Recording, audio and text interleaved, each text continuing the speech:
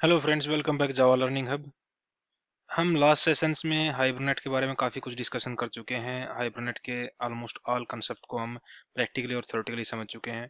लेकिन एक टर्म आती है, हमेशा इंटरव्यू टाइम पे भी पूछी जाती है, वो कि एंटिटी मैनेजर और सेशन फैक्ट्री, दो टर्म है हमारे पास जब हम ओआरएम की इम्प्लीमेंटेशन या ओआरएम के बारे में डिस्कशन करते हैं। तो इन दोनों में डिफरेंस क्या है? तो आज के सेशन में हम अपने हाइबरनेट के सेशन फैक्ट्री और एंटिटी मैनेजर के इन दोनों टर्म्स के बारे में डिस्कस करने वाले हैं, और इन दोनों टर्म्स के बारे में डिस्कस करके हम देखेंगे कि इनके अंदर डिफरेंस क्या होता है और कौन सी ये एक तरीके से टर्मिनोलॉजी हम अपने प्रोजेक्ट के अंदर कब यूज कर सकते हैं, और कौन सा सिनेरियो कंपेटेबल होता है एंटिटी मैनेजर के लिए और कौन सा सिनेरियो कंपेटेबल होता है सेशन फैक्ट्री के लिए। तो उसको एक बार हम थ्योरेटिकली डिस्कस करते हैं, और फिर थ्योरेटिकली डिस्कस करने के बाद प्रैक्टिकल वे में अब तक हम अपने प्रोजेक्ट्स के अंदर, अपने प्रोग्राम्स के अंदर, अपने सेशंस के अंदर हाइबरनेट की कॉन्फ़िगरेशंस को लेके तो हम काफ़ी कुछ प्रैक्टिकली और थ्योरेटिकली डिस्कस कर चुके हैं। तो आज के सेशन में हम एक प्रोजेक्ट क्रिएट करेंगे जिसमें हम एंटिटी मैनेजर की हेल्प से हम अपने डेटाबेस के साथ कनेक्टिविटी करके डेटाबेस के अंदर अपने ऑब्जेक्ट्स को सेव करवा के वहां से रिट्रीव करके एक प्रैक्टिकल सेशन में इंप्लीमेंटेशन करके देखते हैं कि हम एंटिटी मैनेजर को इंस्टेड ऑफ सेशन फैक्ट्री हम अपने प्रोजेक्ट के अंदर कैसे यूज कर सकते हैं। तो एक बार थ्योरेटिकली इनके डिफरेंस को समझने के लिए अपने पावर पॉइंट की स्लाइड्स पर चलते हैं और देखते हैं कि एक्चुअल में ये दोनों टर्मिनोलॉजी हैं क्या हमारे पास, और ये एक दूसरे से डिफर कैसे करती हैं। तो थ्योरेटिकली एक बार चलते हैं, डिस्कस करते हैं कि session factory based entity manager in Java, particularly when working with Hibernate and JPA, Java Persistence API। जब भी हम अपने हाइबरनेट के अंदर या जेपीए के अंदर वर्क करते हैं, तो उस टाइम पे session factory and entity manager are both central interfaces for interacting with databases, but they belong to different APIs and have some differences. हम जब भी अपने हाइबरनेट के प्रोजेक्ट के बारे में बात करते हैं, हाइबरनेट के प्रोजेक्ट को क्रिएट करते हैं, हाइबरनेट के प्रोजेक्ट के साथ वर्किंग अपनी एप्लीकेशन को डेवलप करते हैं, डिजाइन करते हैं, या फिर हम जेपीए मींस जावा परसिस्टेंस एपीआई, इसके साथ में हम अपने हाइबरनेट प्रोजेक्ट की वर्किंग को क्रिएट करते हैं, हाइबरनेट की एप्लीकेशन को क्रिएट करते हैं। तो उस टाइम पे हम दो चीजों को मेन डिस्कशन में लेके आते हैं, सेशन फैक्ट्री और एंटिटी मैनेजर। जैसे कि अब तक के अपने सेशन फैक्ट्री, अपने हाइबरनेट के प्रोजेक्ट्स के अंदर, हाइबरनेट के सेशंस के अंदर हमने ओनली हाइबरनेट से रिलेटेड कॉन्फ़िगरेशन को ही डिस्कस किया है। लेकिन जैसे यहाँ पे आप देख पा रहे हो, सेशन फैक्ट्री और एंटिटी मैनेजर ये दोनों सेंट्रल इंटरफेसेस होते हैं जो हमें डेटाबेस के साथ इंटरेक्शन करने के लिए हेल्पफुल होते हैं, और ये दोनों डिफरेंट डिफरेंट एपीआई से कनेक्टेड हैं, और दोनों के अंदर कुछ डिफरेंसेस भी हैं। तो उन दोनों के डिफरेंस को समझने के लिए पहले एक बार डिस्कस करते हैं कि एक्चुअली जेपीए क्या है और हाइबरनेट क्या है। What is JPA? JPA Java persistence API, ये जेपीए की फुल फॉर्म है, Java persistence API is a Java specification for object relational mapping means ORM that standardize how Java application interact with databases. JPA क्या है? कुछ नहीं, एक जावा की specification है जो हमारे ओआरएम या ऑब्जेक्ट रिलेशनल मैपिंग जो होती है हमारी, उसके अंदर एक हमें वे प्रोवाइड कराती है, एक एक तरीके से हमें ये डिफाइन करवाती है कि हमारी जावा एप्लीकेशन डेटाबेस के साथ कैसे इंटरेक्ट कर सकती है। It provides a set of interfaces and annotations to manage relation data in Java application. ये एक्चुअल में क्या है? जैसे कि हमने ऊपर देखा था कि जेपीए क्या है, जावा परसिस्टेंस एपीआई है, और ये क्या है? ये सेंट्रल इंटरफेसेस है, दोनों सेशन फैक्ट्री और एंटिटी मैनेजर। ऐसी जेपीए भी क्या है? एक स्पेसिफिकेशन है। मींस ये एक तरीके से हमें एक सेट ऑफ रूल डिफाइन करता है कि जिसके थ्रू हमें ये पता लगता है कि हमारी जावा एप्लीकेशन डेटाबेस के साथ कैसे इंटरेक्ट करती है। और ये क्या करती है? प्रोवाइड करती है हमें सेट ऑफ इंटरफेसेस और एनोटेशंस प्रोवाइड करती है, जिसके थ्रू हम अपने रिलेशनल डेटा को जावा एप्लीकेशन के साथ मैनेज कैसे कर सकते हैं वो डिफाइन करने के लिए। What is Hibernate? Hibernate is popular mature ORM framework that implements the JPA specification. जैसे हमने बताया कि जेपीए तो में क्या करती है? ओनली इंटरफेसेस और एनोटेशन प्रोवाइड करती है। और इंटरफेसेस क्या मतलब? वहां पे हमें एक तरीके से डेफिनेशन मिलती है किसी चीज की इंटरफेस के अंदर, उसकी इंप्लीमेंटेशन नहीं होती। तो हाइबरनेट क्या करता है? जो जेपीए की जो स्पेसिफिकेशन, जावा की जो स्पेसिफिकेशन है, उसको ओआरएम फ्रेमवर्क के अंदर इंप्लीमेंट करने के लिए हाइबरनेट हमारा एक मोस्ट पॉपुलर टूल है। It also provide additional features beyond what JPA specifies.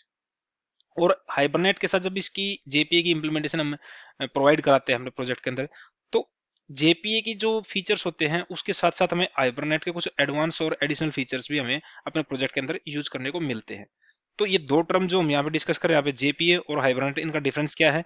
JPA तुम्हारा क्या है कि जावा स्पेसिफिकेशन है, मीन्स क्या है, हमें एक ये सेट ऑफ रूल्स बताती है कि कैसे हमारी एप्लीकेशन हमारे डेटाबेस के साथ इंटरेक्ट कर सकती है।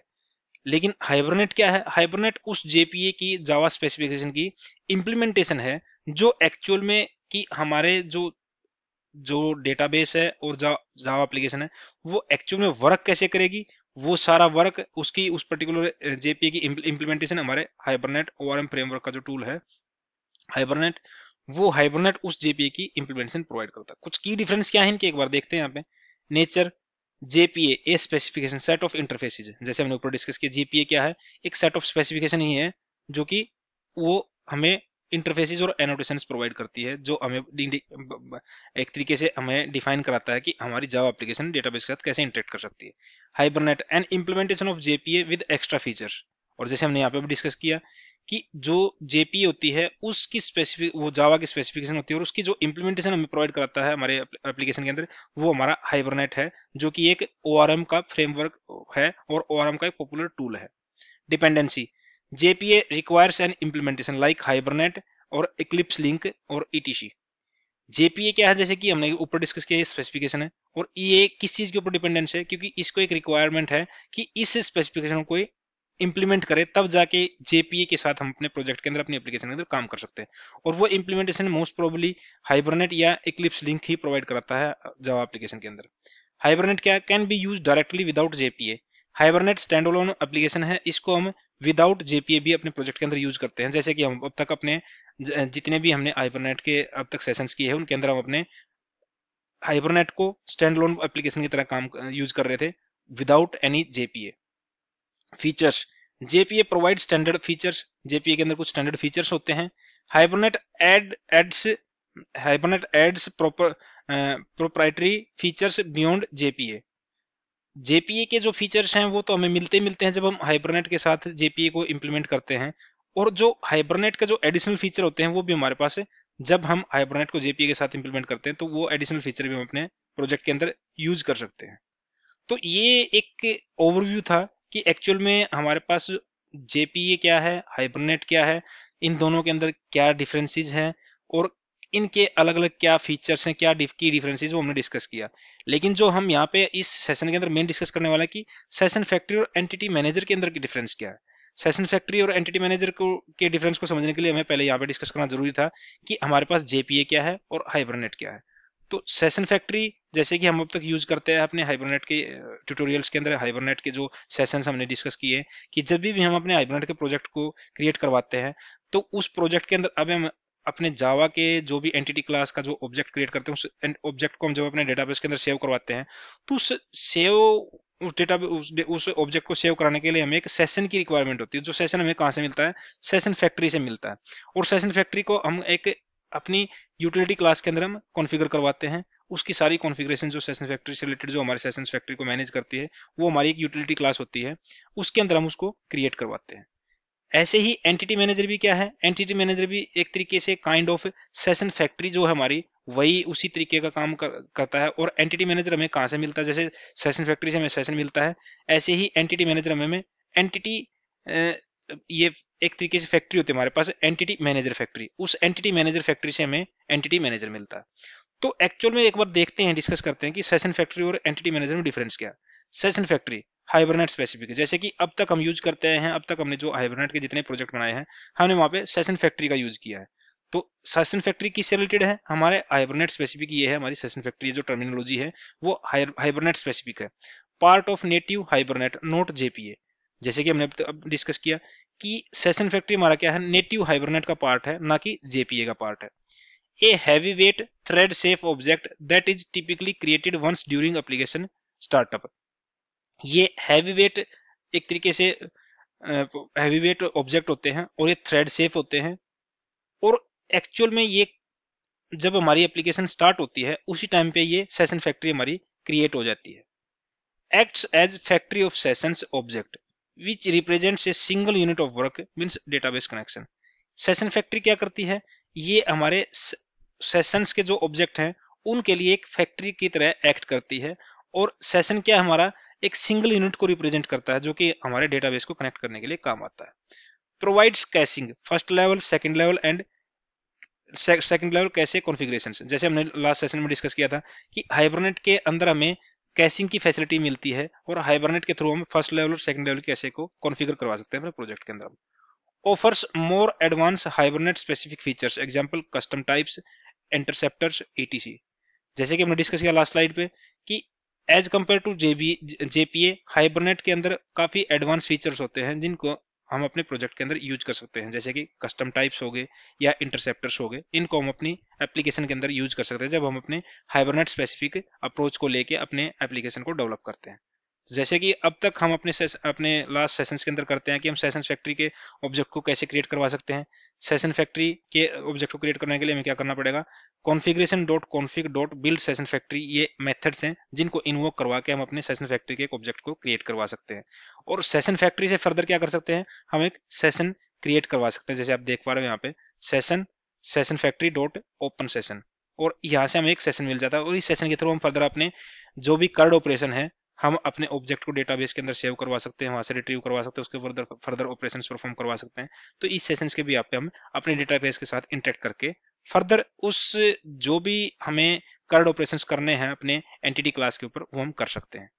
सेम वे में हमारे पास दूसरी टर्मिनोलॉजी है एंटिटी मैनेजर। ये क्या है, जेपीए स्टैंडर्ड। ये एंटिटी मैनेजर क्या है, ये जेपीए स्पेसिफिक है। जैसे कि हमारा क्या था, सेशन फैक्ट्री क्या था, हाइबरनेट स्पेसिफिक थी। एंटिटी मैनेजर हमारा क्या है, जेपीए स्टैंडर्ड है, यानी कि जेपीए स्पेसिफिक है। Part of Java persistence API specification. Entity manager हमारा जो जेपीए की जावा परसिस्टेंट एपीआई है उसकी स्पेसिफिकेशन का पार्ट है। A light weight context dependent object not thread safe. हमारा सेशन फैक्ट्री क्या था, हैवी वेट ऑब्जेक्ट था।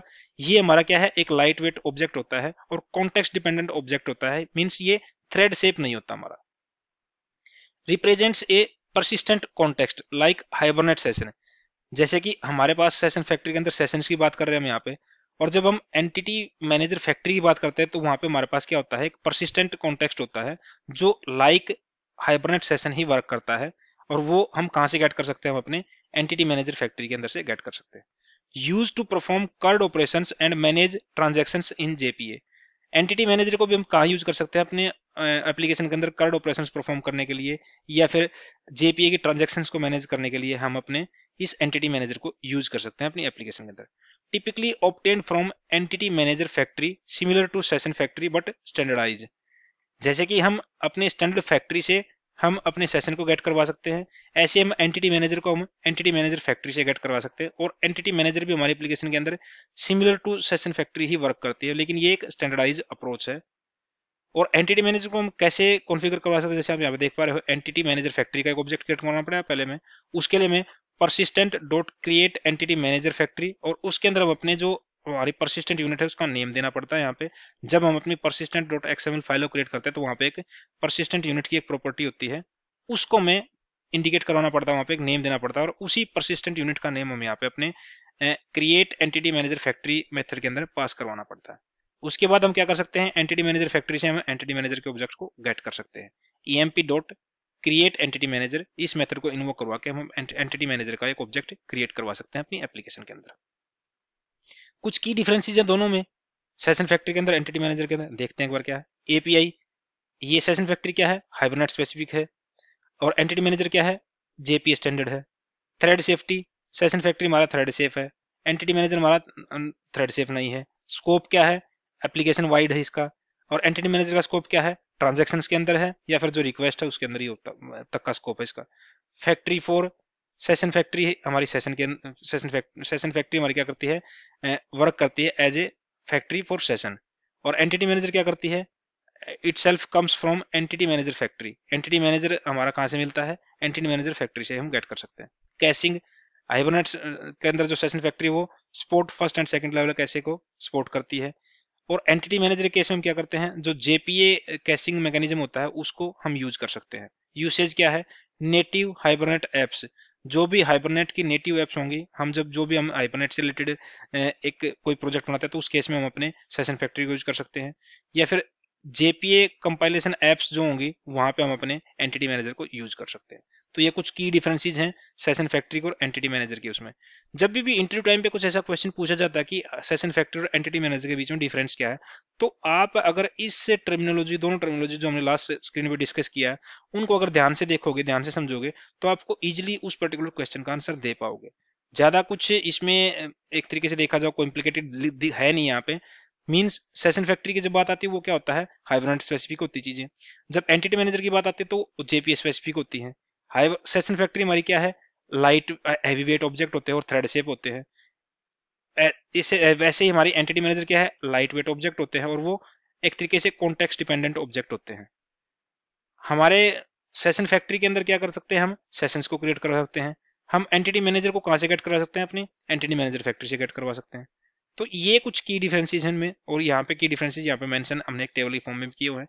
इस पर्टिकुलर सेशंस को देख के आप उस क्वेश्चन का आंसर आप इजीली दे पाओगे इंटरव्यू में, जहां पे आपसे ये पूछा जाए कि सेशन फैक्ट्री और एंटिटी मैनेजर में बेसिक डिफरेंस क्या है। कैन दे वर्क टुगेदर, क्या ये दोनों इकट्ठे काम कर सकते हैं। In Hibernate entity manager is just a wrapper around a session when using Hibernate as the JPA provider. हम हाइबरनेट को जेपीए के साथ भी यूज कर सकते हैं, जिसमें हम कह सकते हैं कि हाइबरनेट वर्क एज जेपीए। उस केस में क्या होगा, हमारा जो एंटिटी मैनेजर होता है वो एक सेशन का एक सेशन की एक तरीके से रैपर क्लास के तरीके, रैपर के यूज में हम यूज कर सकते हैं अपने एंटिटी मैनेजर को सेशन के लिए। You can get A session from entity manager, जैसे कि आप देख पा रहे हो, हम एंटिटी मैनेजर से भी हम सेशन गेट कर सकते हैं। Entity manager dot unwrap session dot class, इस मेथड को कॉल करवा के हम एंटिटी मैनेजर के अंदर से भी सेशन को गेट कर सकते हैं। विच वन टू यूज, कौन सी चीज हमें कब यूज करनी चाहिए। If you are using Hibernate use session factory and session. अगर हम Hibernate specific, pure Hibernate specific अपना कोई एप्लीकेशन या अपना कोई प्रोजेक्ट डेवलप कर रहे हैं, तो उस केस में हमें सेशन फैक्ट्री और सेशन का यूज करना चाहिए। If you are using JPA use entity manager factory and entity manager, Hibernate implements JPA so it works under the hood. Means क्या है कि हाइबरनेट जेपीए क्या है, जैसे कि हमने फर्स्ट स्लाइड पे डिस्कस किया था कि जेपीए एक ओनली जावा स्पेसिफिकेशन है, और उसको इंप्लीमेंटेशन की रिक्वायरमेंट होती है। उसकी इंप्लीमेंटेशन मोस्टली या तो हाइबरनेट प्रोवाइड करता है, या फिर इक्लिप्स लिंक प्रोवाइड करता है, या फिर अदर कुछ थर्ड पार्टी एप्स हैं जो उस हाइबरनेट की, उस जेपीए की इंप्लीमेंटेशन हमें प्रोवाइड करती है हमारे जावा एप्लीकेशन के अंदर।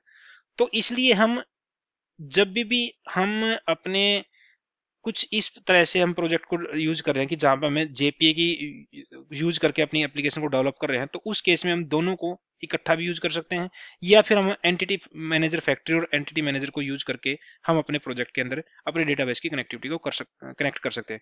क्यों कर सकते हैं, क्योंकि क्या है, हाइबरनेट क्या है, हमारा जेपीए की इंप्लीमेंटेशन प्रोवाइड करता है, और ये दोनों एक तरीके से जेपीए हमारा हाइबरनेट के अंदर ही काम कर सकता है। तो इस दोनों को हम कंबाइन करके भी हम अपनी एप्लीकेशन के अंदर यूज कर सकते हैं।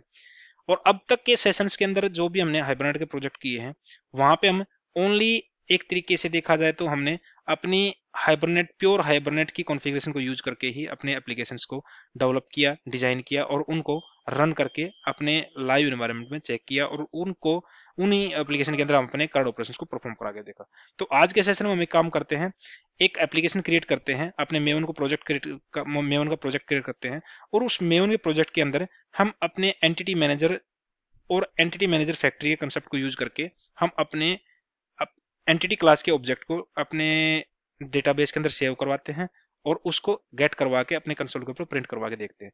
मींस हम एक वर्किंग एनवायरनमेंट देखना चाहते हैं जहां पे हम अपने, इंस्टेड ऑफ हाइबरनेट की कॉन्फ़िगरेशन को यूज करके, हम एंटिटी मैनेजर और एंटिटी मैनेजर फैक्ट्री कॉन्फ़िगरेशन को यूज करके अपने एप्लीकेशन को अप एंड रनिंग कैसे कर सकते हैं। तो उसके लिए हम काम करते हैं, अपने आईडीई पे चलते हैं और एक प्रोजेक्ट क्रिएट करते हैं मेवन का, और वहां पे हम इसकी एंटिटी मैनेजर और entity manager factory configuration create करके देखते हैं। तो मैंने पहले ही कुछ टाइम को सेव करने के लिए आईडी को ओपन किया हुआ है। यहाँ पे हम क्या करेंगे, सिंपल फाइल में जाएंगे, न्यू पे क्लिक करेंगे, और एक नया प्रोजेक्ट क्रिएट करेंगे हम अपना मेवन का। और मेवन के प्रोजेक्ट में यहाँ पे नेक्स्ट करते हैं।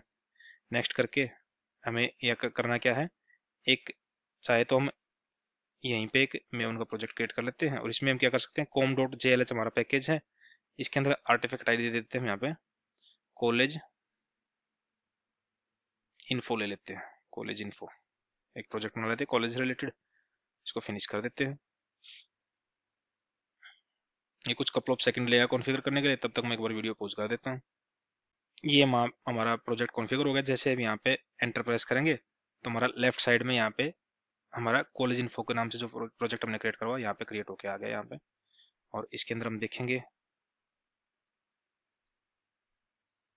कि हमारे पास एक फॉर्म डॉट एक्सएमएल आई है, हमारे अंदर एसआरसी मेन जावा के अंदर ये हमारा एक जो हमने कॉलेज इन्फो के नाम से एक पैकेज क्रिएट करा, उसके अंदर हमारे पास ऐप डॉट जावा एक फाइल क्रिएट होके आ गई ऑटोमेटिकली। और यहाँ पे हमारे पास फॉर्म डॉट एक्सएमएल है। तो इसमें हमें क्या काम करना है, जो अगर हमें अपना प्रोजेक्ट कॉन्फ़िगर करवाना है और उस प्रोजेक्ट के अंदर हमें अपने एंटिटी मैनेजर को यूज करना है, तो उसके लिए हमें क्या करना पड़ता है, जैसे कि था हाइबरनेट के लिए हमें क्या करना पड़ता था, एक hibernate dot utility hibernate utility की एक फाइल बनानी पड़ती थी, जहाँ पे हमने सेशन मैनेजर सेशन फैक्ट्री को मैनेज करने के लिए उसकी जो सेटिंग्स होती थी वहां पे उनको कॉन्फ़िगर करवाते थे। इसी तरीके से हम या फिर हमें क्या करना पड़ता था, एक hibernate.cfg.xml फाइल क्रिएट करवानी पड़ती थी, जहां पे हम अपने डेटाबेस से रिलेटेड जितनी भी सेटिंग्स होती थी उन डेटाबेस की सेटिंग्स को, यानी कि हमें डेटाबेस का user name, password, connection URL, ये सारी चीजें हमें वहाँ पे hibernate.cfg.xml फाइल के अंदर देनी होती थी। अब यहाँ पे हमें क्या करना है, हम अपने एंटिटी मैनेजर को और एंटिटी मैनेजर फैक्ट्री के अप्रोच को यूज करके हम अपने एप्लीकेशन को डेवलप कर रहे हैं और अपने डेटाबेस की कनेक्टिविटी हम अपने जावा एप्लीकेशन के साथ एंटिटी मैनेजर के साथ करने वाले हैं। तो उस केस में हमें एक फाइल क्रिएट करवानी पड़ेगी जिसको हम बोलते हैं persistent.xml। और persistent.xml फाइल है जो, उसके अंदर हम अपने डेटाबेस से रिलेटेड जितनी भी सेटिंग्स हैं उनको हम उस पर्टिकुलर फाइल के अंदर ही कॉन्फ़िगर करेंगे और वहीं पे हम अपनी जो हमारी एंटिटी क्लास होगी उस एंटिटी क्लास का रेफरेंस भी वहीं पे पास करवाएंगे हम। तो उसके लिए हमें क्या करना पड़ेगा, हम जैसे एसआरसी मेन जावा, अगर आपके जैसे आप नया प्रोजेक्ट क्रिएट किया है तो आपको यहाँ पे अगर इस प्रोजेक्ट के पाथ के अंदर आपको एक फोल्डर मिलता है एसआरसी मेन और फिर रिसोर्स, वो फोल्डर यहाँ पे आपको मिलता है पाथ में, तो आपको क्रिएट करवाने की जरूरत नहीं है। नहीं तो आपको क्या करना पड़ेगा, यहाँ पे प्रोजेक्ट पे जाओ, राइट क्लिक करो और यहाँ पे न्यू पे जाओ और एक फोल्डर क्रिएट करो और यहाँ पे नाम दो आप इसका SRC slash main slash resources slash Meta META -INF, ये एक फोल्डर का नाम दोगे आप। इसको आप जैसे फिनिश करोगे आपका यहाँ पे एक मेटा INF का एक फोल्डर बन जाएगा। इस फोल्डर के अंदर ही आपको वो persistent.xml फाइल बनानी होगी, क्योंकि ये एक स्टैंडर्ड है और जब भी हम अपनी एप्लीकेशन को रन करेंगे तो हमारी एप्लीकेशन के अंदर हमारा जो कंपाइलर है उस persistent.xml फाइल को इस पर्टिकुलर इस पाथ के ऊपर ही सर्च करेगा, इसी पाथ के ऊपर हमें वो फाइल बना के रखनी होगी। तो यहाँ पे हम राइट क्लिक करेंगे, न्यू पे जाएंगे और एक फाइल को क्रिएट करेंगे। यहाँ पे फाइल का नाम दे देंगे हम persistent.xml। अब यहाँ पे क्या है, जैसे कि हम persistent.xml बना रहे हैं तो यहाँ पे एक XML का स्कीमा होता है। तो XML का स्कीमा क्या यूज करना है यहाँ पे, उसके लिए भी हम क्या करेंगे, अपना ब्राउजर पे चलते हैं और यहाँ पे सिंपल एक सर्च करेंगे।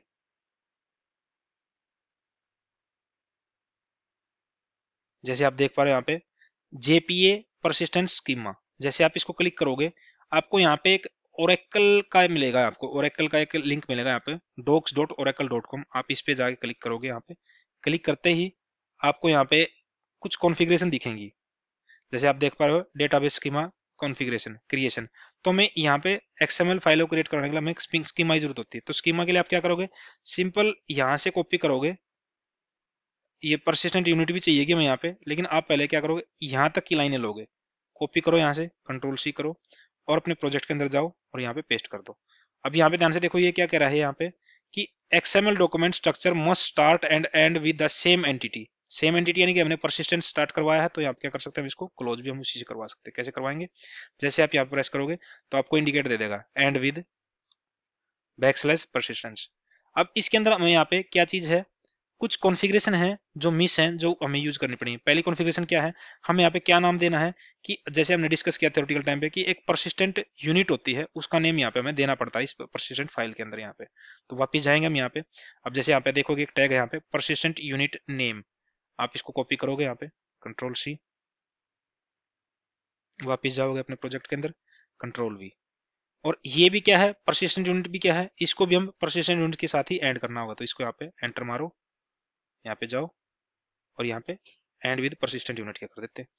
यहाँ पे इस सेकंड एट्रीब्यूट को आप हटा भी सकते हो क्योंकि हमें ये रिक्वायर्ड नहीं है। हमें परसिस्टेंट यूनिट का नेम देना है। यहाँ पे हम अपने प्रोजेक्ट के अकॉर्डिंग नेम दे सकते हैं। यहाँ पे मैं यहाँ पे नेम देता हूँ, मैं क्या बनाऊंगा, यहाँ पे कॉलेज इन्फो है तो यहाँ पे दे देता हूँ कॉलेज हाइफन इन्फो। इसके अंदर हमें क्या करना है, फिर यहाँ पे अपनी प्रॉपर्टीज कुछ कॉन्फ़िगर करवानी। जैसे आप यहाँ पे देखोगे कि यहाँ पे कुछ प्रॉपर्टीज कॉन्फ़िगर कर रहे हैं। यहाँ पे प्रॉपर्टीज टैग के अंदर फर्दर कुछ प्रॉपर्टी है यहाँ पे। उससे पहले हमें यहाँ पे एक अपनी एंटिटी क्लास जो हम बना रहे हैं उस एंटिटी क्लास का यहाँ पे रेफरेंस देना होगा। तो कैसे देंगे हम, यहाँ पे क्लास, और यहाँ पे क्लास के अंदर हम अपने क्लास का नेम दे देंगे। हम उस क्लास, हमें हमने अपनी एंटिटी क्लास बनाई नहीं है तो हम एंटिटी क्लास बना लेते हैं। यहाँ पे हम क्या करेंगे, एसआरसी मेन जावा पे जाएंगे, राइट क्लिक करेंगे, न्यू पे क्लिक करेंगे, एक पैकेज क्रिएट करवा देंगे। यहाँ पे पैकेज क्या करेंगे हम, com डॉट जावा लर्निंग हब डॉट एंटिटी, ये एक पैकेज क्रिएट करवा लेते हैं। फिनिश पे क्लिक करते हैं और यहाँ पे इस पैकेज के अंदर एक नई क्लास क्रिएट करवा लेते हैं। क्लास का नाम दे देते हैं, क्लास का नाम दे देते हैं कॉलेज इन्फो। फिनिश पे क्लिक कर देते हैं। तो ये हमारा प्रॉपर पाथ हो गया, com dot entity jls dot entity. तो यहाँ पे हम क्या दे देंगे, com dot jls dot entity dot class name क्या है हमारा, कॉलेज इन्फो, ये हमारा क्लास नेम होगा। इसके बाद हमें कुछ प्रॉपर्टीज कॉन्फ़िगर करवानी है, जिन प्रॉपर्टीज के अंदर हमें क्या करना है, अपने डेटाबेस से रिलेटेड जो भी कॉन्फ़िगरेशंस हैं वो यूज करनी होती है। जो हमने क्या, कहाँ पे, अगर हम ध्यान से देखें, कुछ किसी अदर प्रोजेक्ट को देखते हैं, हम ओपन करते हैं किसी अदर प्रोजेक्ट को। जैसे मैं यहाँ पे एक हमारे पास प्रोजेक्ट है इंस्टीट्यूट। अब इंस्टीट्यूट में भी देखते हैं हम क्या, हमने एसआरसी मतलब हमने वो फाइल बनाई थी। जैसे Hibernate dot C F G dot XML file, इसको ओपन करते हैं रेफरेंस के लिए। हमने यहाँ पे अपने डेटाबेस के ड्राइवर को, यूआरएल को, यूजर नेम को, पासवर्ड को, इनको हमने यहाँ पे क्रिएट करवाया था यहाँ पे। तो ऐसे ही हमें क्या करना पड़ेगा, कुछ प्रॉपर्टीज हैं यहाँ पे, कुछ टैग लेंगे हम प्रॉपर्टीज। देखोगे प्रॉपर्टीज, प्रॉपर्टीज टैग है।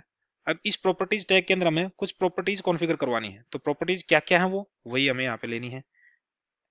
प्रॉपर्टी पे चलते हैं, यहाँ पे प्रॉपर्टी का नेम और यूआरएल। अब यहाँ पे हम क्या ले रहे हैं, हम ले रहे हैं अपने एंटिटी मैनेजर को। और एंटिटी मैनेजर हमारा कहाँ से होगा, वो होगा जावा x dot persistence dot JDBC dot, हमें क्या क्या करना है, लेना क्या है, हमें ड्राइवर लेना है, यूआरएल लेना है, यूजर नेम, पासवर्ड। तो ऐसे ही हम क्या करेंगे, यहाँ पे डॉट ड्राइवर, इसका वैल्यू क्या होगी, वैल्यू हम सेम भी यूज कर सकते हैं। यहाँ से कॉपी करते हैं इस वैल्यू को, वहां पे पेस्ट कर लेते हैं। इस टैग को कॉपी करते हैं पूरे को, control C, control V. Second property में क्या देनी है, यूआरएल देना है। यूआरएल भी हम वहां से रेफरेंस ले लेते हैं, कॉपी करते हैं इसको। इसमें यूआरएल में हमें चेंज करना है अपने डीबी का नेम, वो चेंज कर लेंगे हम यहाँ पे। यहाँ पे हमें हमारा डीबी का नेम क्या रखना है, यहाँ पे रख लेते हैं कॉलेज डीबी। टैग सेम रखते हैं, created database if not exist, अगर हमारा डेटाबेस एग्जिस्ट नहीं होता हमारा क्रिएट हो जाएगा।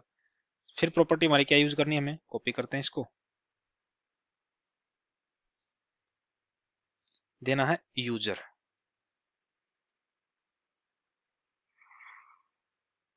यूजर दे देते हैं यहाँ पे रूट। फिर देना हमें इसका पासवर्ड, कंट्रोल सी करते हैं, कंट्रोल वी कर लेते हैं, इसको पासवर्ड देना है।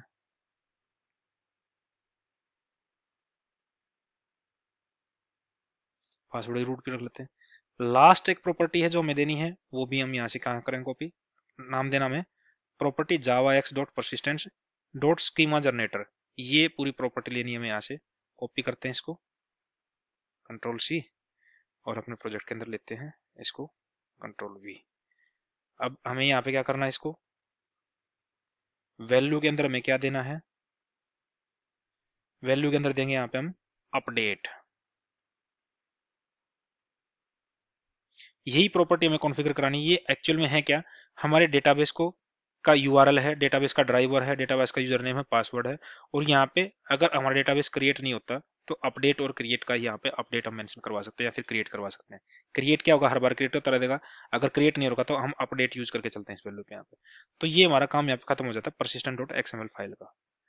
तो अब हमें क्या करना है, अपनी जो एंटिटी क्लास बनाई थी उस एंटिटी क्लास के अंदर हमें कुछ अपनी प्रॉपर्टीज को यूज करना है, जो प्रॉपर्टीज हमें अपने टेबल के अंदर उन प्रॉपर्टीज से रिलेटेड हमें अपने कॉलम क्रिएट करवाने हैं। तो उनको कैसे क्रिएट कर सकते हैं, पहले भी कर चुके हैं काफी बार हम, उसको सिंपली यहाँ पे क्या करेंगे, पहले ले लेते हैं प्राइवेट इंट, यहाँ पे ले लेते हैं आईडी, सेकंड ले लेते हैं प्राइवेट स्ट्रिंग नेम, प्राइवेट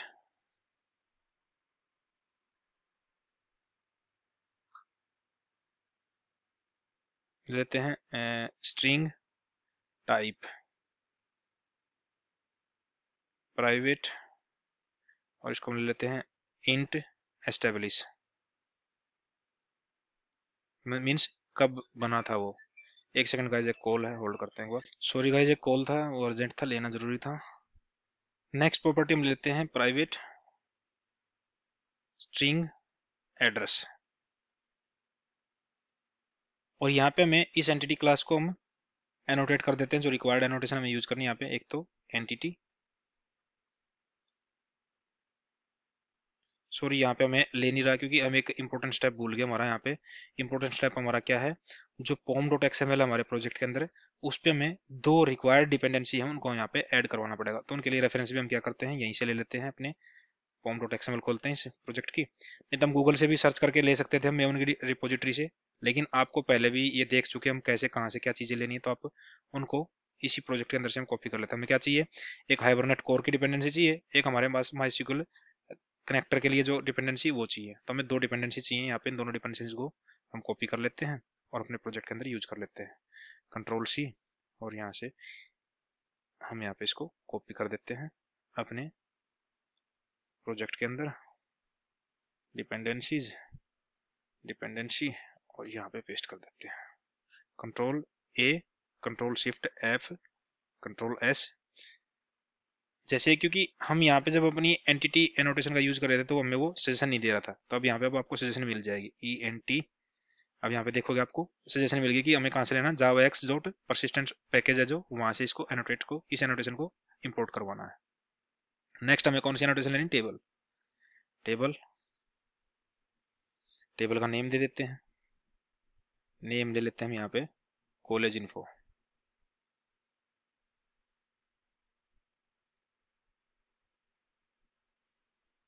यहाँ पे अपनी प्राइमरी की के लिए आईडी को ले लेते हैं, आईडी, इसकी जनरेटेड स्ट्रेटजी को ले लेते हैं, जनरेटेड वैल्यू, इसके अंदर हमें क्या लेना, स्ट्रेटजी, जनरेटेड टाइप, यहाँ पे ले लेते हैं डॉट, आइडेंटिटी ले लेते हैं, कॉलम, कॉलम क्रिएट करवा लेते हैं।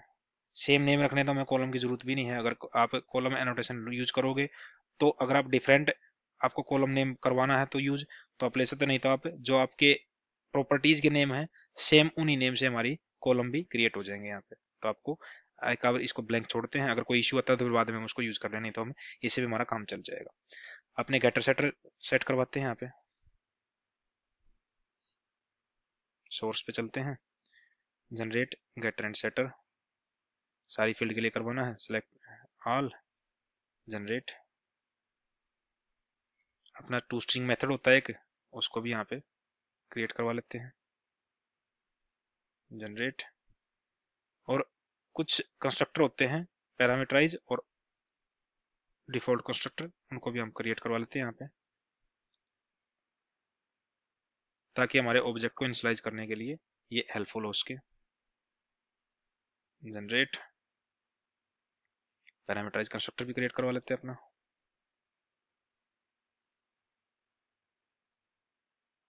आईडी को छोड़ देते हैं क्योंकि हमें ऑटोमेटिकली जनरेट करवानी है, कंट्रोल एस। ये हमारा उस पर्टिकुलर जो हमने यहाँ पे अपनी एंटिटी क्लास क्रिएट करवाई है उसके अंदर जो हमें चेंजेस करने थे वो हमारे यहाँ पे कंप्लीट हो गए हैं। तो अब हम चलते हैं अपनी जो मेन फाइल है जो हमारे प्रोजेक्ट के अंदर, जो हमारे यहाँ पे com.jlh. college info के अंदर हमारे पास है app.java है, जहाँ पे हमारा मेन मेथड है। ये हमारा एंट्री पॉइंट है हमारे कंपाइलर के लिए, यहीं से हमारा प्रोजेक्ट स्टार्ट होएगा। तो यहाँ पे हमें जो रिक्वायर्ड चेंजेस है वो करवा लेते हैं। रिक्वायर्ड चेंजेस क्या क्या करने में यहाँ पे हमें, एक तो कॉलेज इन्फो का जो एंटिटी है उसका एक ऑब्जेक्ट क्रिएट करवाते हैं, कॉलेज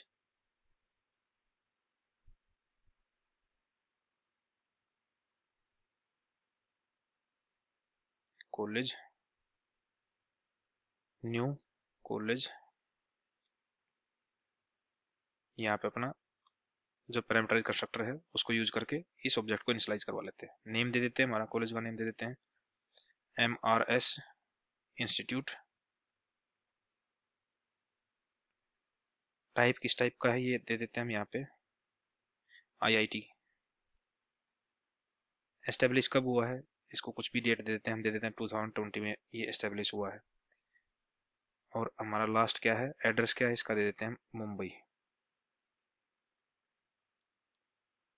ये हमारा एक ऑब्जेक्ट क्रिएट हो गया। अब इस ऑब्जेक्ट को हमें क्या करना पड़ेगा, परसिस्ट यानी कि डेटाबेस के अंदर सेव करवाने के लिए हमें एक सेशन की जरूरत पड़ेगी। सेशन फैक्ट्री के केस में हम सेशन क्रिएट करवाते थे, लेकिन हम यहाँ पे अप्रोच कौन से लेके चल रहे हैं, एंटिटी मैनेजर की।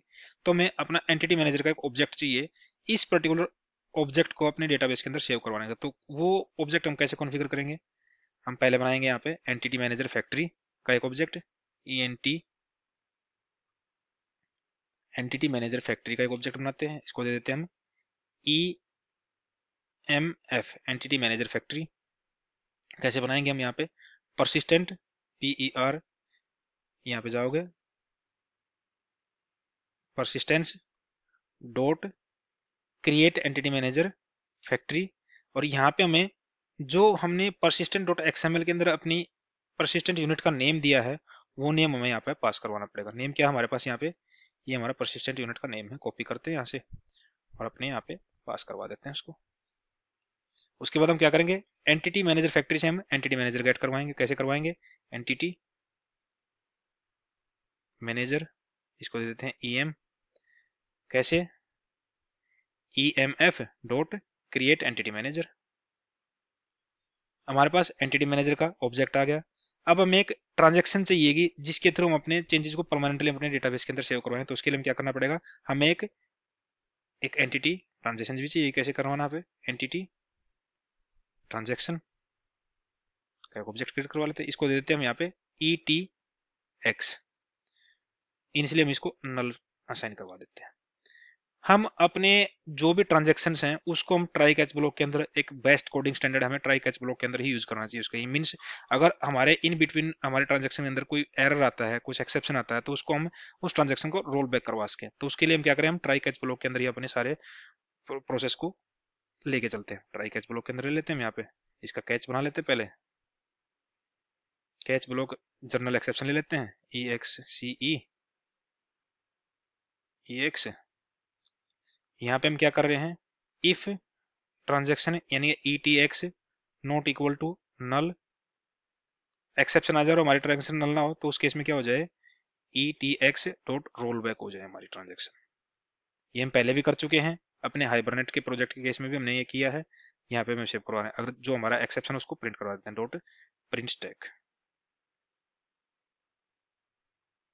डिफॉल्ट एक फाइनली ब्लॉक ले लेते हैं, वहां पे अपने सेशन को यानी कि जो हमारा एंटिटी मैनेजर का जो ऑब्जेक्ट है उसके कॉल करवा के अपने उस पर्टिकुलर सेशन को क्लोज करवा देते हैं, EM डॉट क्लोज। और जो मेन काम हमें करवाना है यहाँ पे ट्राई ब्लॉक के अंदर करना, मेन काम करवाना क्या है, पहले हमें क्या करवाना पड़ा है, अपने ट्रांजेक्शन को बिगिन करवाना है। ETX में क्या करना है अपना EM डॉट गेट ट्रांजेक्शन, और फिर ट्रांजेक्शन को बिगिन करवा लेते हैं। कैसे, ETX डॉट बिगिन।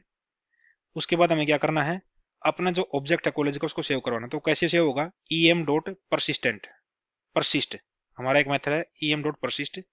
इसको हम यहाँ पे कॉलेज का ऑब्जेक्ट पास करवा देते हैं। लास्ट में हमें इसको परमानेंटली सेव करना अपने डेटाबेस के अंदर। तो कैसे करेंगे हम यहाँ पे, जो हमारे ट्रांजेक्शन है etx डॉट कमिट एक मेथड है, उसको कॉल करवा के हमारे चेंजेस परमानेंटली हमारे डेटाबेस के अंदर सेव हो जाएंगे।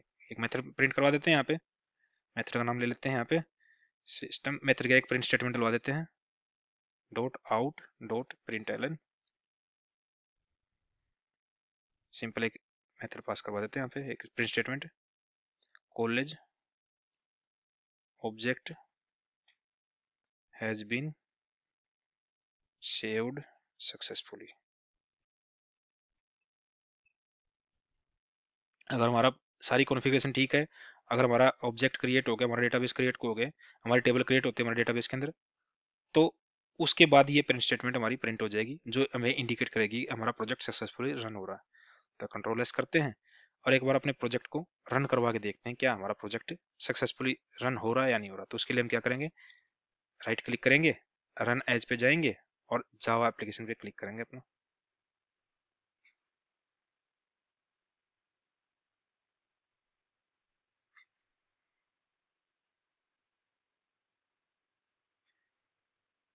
कुछ इशू है हमारा, क्या है, you an error in syntax check the manual correspond to my sequel.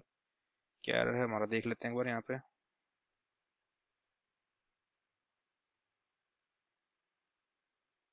Create a table college info,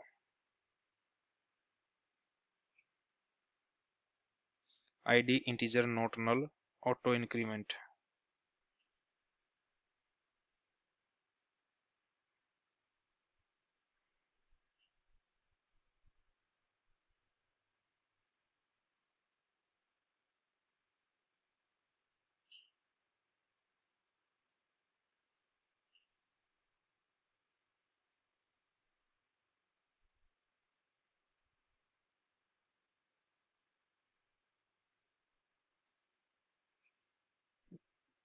हम एक बार अपनी स्ट्रेटेजी चेंज करके देख लेते हैं। यहाँ पे हमने यहाँ पे एंटिटी क्लास में क्या लिया है, आइडेंटिटी लिया है, इसको हम ऑटो करवा के देख लेते हैं एक बार, डॉट ऑटो, कंट्रोल एक्स करते हैं, प्रोजेक्ट को एक बार दोबारा रन करते हैं।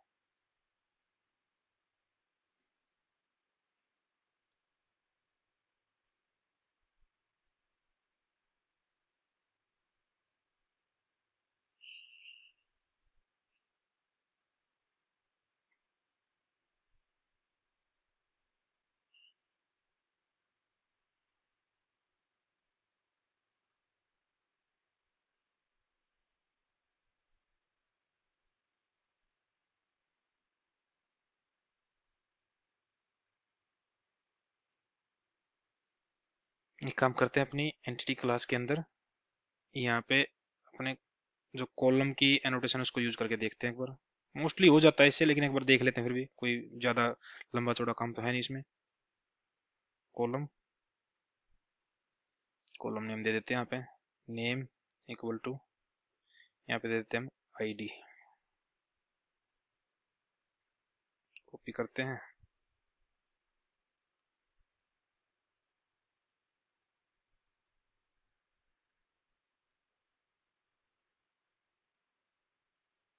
Address, establish, type, name, control S करते हैं। एक्चुअल में एक बार एरर को रीड आउट करते हैं प्रॉपरली, है क्या एरर हमारा।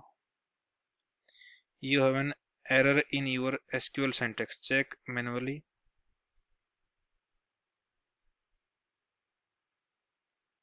इन्फो एड्रेस, एक सेकंड रुको गाइस, हमने क्या नेम क्या दिया टेबल का, कॉलेज इन्फो, इसको दे देते हैं हम कॉलेज इन्फो। कंट्रोल एस करते हैं और अपने प्रोजेक्ट को रन करते हैं दोबारा।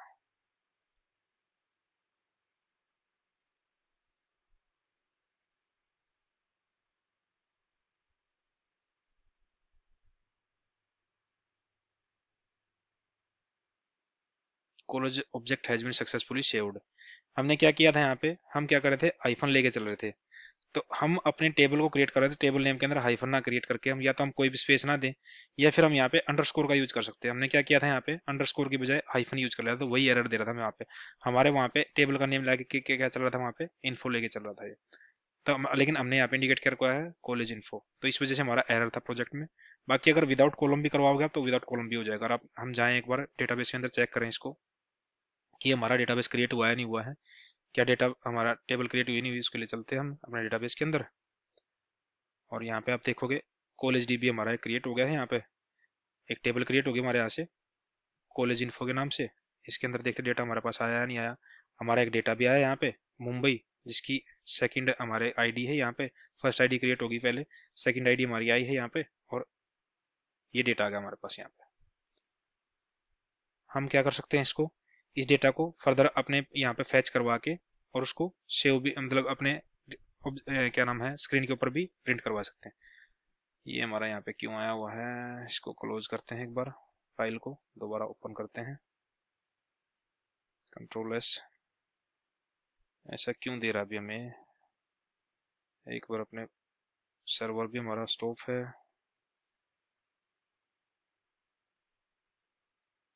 System class contains several useful class field and methods. It cannot be instantiated among the facility.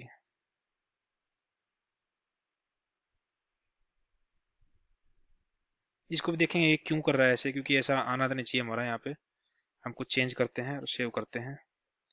हम क्या कर रहे हैं यहाँ पे कि अब हमारा ऑब्जेक्ट तो सेव हो गया, नेक्स्ट टाइम एक ऑब्जेक्ट और सेव करवाते हैं। यहाँ पे अपना एक दूसरा कॉलेज का नेम ले लेते हैं, दूसरा ऑब्जेक्ट क्रिएट करवाएंगे और उसको सेव करवा के फिर हम अपने दोनों ऑब्जेक्ट के डेटा को अपने डेटाबेस से एक्सेस करवा के और उसको हम अपने कंसोल के ऊपर प्रिंट करवा देते हैं। तो हम यहाँ पे ले लेते हैं एक DS कॉलेज, ये हो जाएगा हमारा MBA कॉलेज है 2022 में। इसको डाल देते हैं हम यहाँ पे देते हैं एड्रेस दिल्ली, दिल्ली में है हमारा ये। तो उसके लिए हम क्या करते हैं, यहाँ पे एक हमें क्वेरी क्रिएट कर लेते हैं, स्ट्रिंग SQL, यहाँ पे सिंपल लिख देते हैं यहाँ पे फ्रॉम हमारा कहाँ से आएगा, कॉलेज इन्फो, ये एंटिटी नेम है हमारा। और ये हमें क्या देगा, जो क्वेरी लिखेंगे हमें वो लिस्ट ऑफ ऑब्जेक्ट देगी। किस टाइप की लिस्ट होगी हमारे पास, वो कॉलेज की, कॉलेज इन्फो की लिस्ट इन्फो। इसको दे देते हैं सी लिस्ट। कैसे क्रिएट करेंगे हम यहाँ पे em डॉट क्रिएट क्वेरी, यहाँ पे हमारा SQL पास हो गया। डॉट ये हमें क्या देगी, गेट रिजल्ट लिस्ट दे देगी हमें। और इस रिजल्ट लिस्ट को हम क्या करेंगे, ट्रावर्स करवा के हम अपने एक एक ऑब्जेक्ट को अपने कंसोल के ऊपर प्रिंट करवा सकते हैं। तो कैसे कर सकते हैं, हम स्ट्रीम API का यूज करेंगे अपना। यहाँ पे स्ट्रीम API हमने जब हमने जावा के सेशन किए थे तो उस टाइम पे यूज की थी, पढ़ी थी, डिटेल में पढ़ी थी, तो उसको हम यहाँ पे यूज भी कर लेते हैं। डॉट लिस्ट को हम स्ट्रीम में कन्वर्ट करवा लेते हैं। डॉट इस पे हम फॉर ईच एक मेथड होता है उसको कॉल करवा के इसके अंदर जितने भी हमारे पास होंगे ऑब्जेक्ट्स आएंगे उनको वन बाय वन गेट करवा के प्रिंट करवाना है यहाँ पे। तो उसके लिए हम क्या करेंगे, मेथड रेफरेंस होता है हमारे पास, उसको यूज करके हम यहाँ पे प्रिंट करवा लेते हैं। System dot out, method reference के लिए हमें ये सिंबल यूज करना पड़ता है। और क्या होगा, प्रिंट, हमारा क्या होता है प्रिंट ln ले लेते हैं हम यहाँ पे, कंट्रोल एस करते हैं और अपने प्रोजेक्ट को दोबारा एक बार रन करवाते हैं।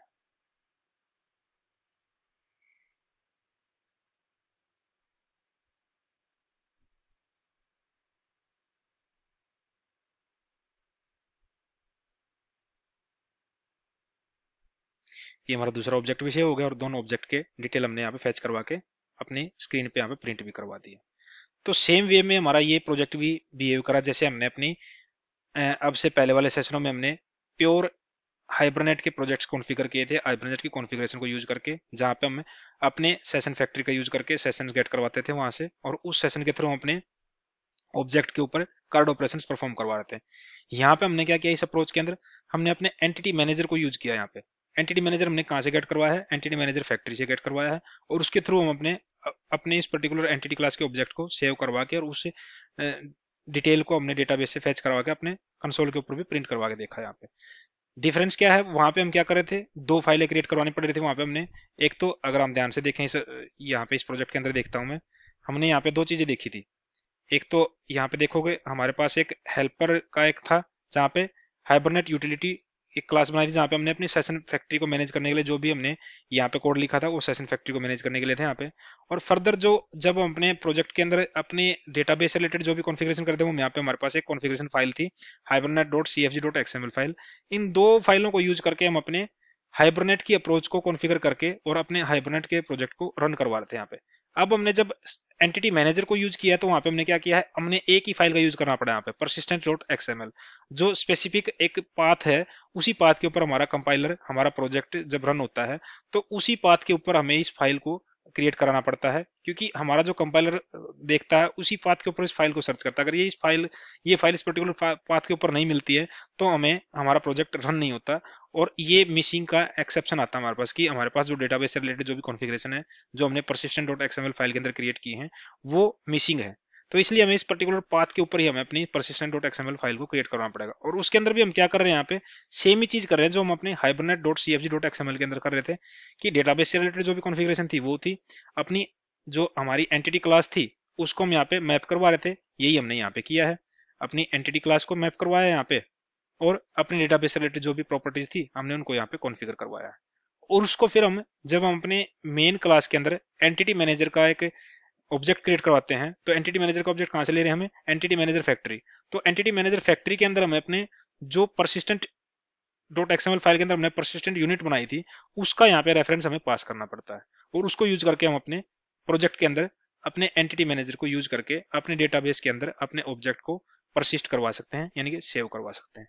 तो अगर फिर भी आपको कोई डाउट है इस एंटिटी मैनेजर के कंसेप्ट से रिलेटेड तो आप इस वीडियो के ऊपर कमेंट कर सकते हो, या फिर आपको दोनों अप्रोच में से किसी भी अप्रोच को आप यूज करना चाहते हो और आपको कोई इश्यू आ रहा है तो आप इस वीडियो के ऊपर कमेंट कर सकते हो, ताकि हम आने वाले सेशन में आपके उस इश्यू को रिजोल्व करके और लाइव सेशन के अंदर ही आपके इश्यू को सोल्व करके और अप एंड रनिंग प्रोजेक्ट के अंदर यूज करके दिखा पाए।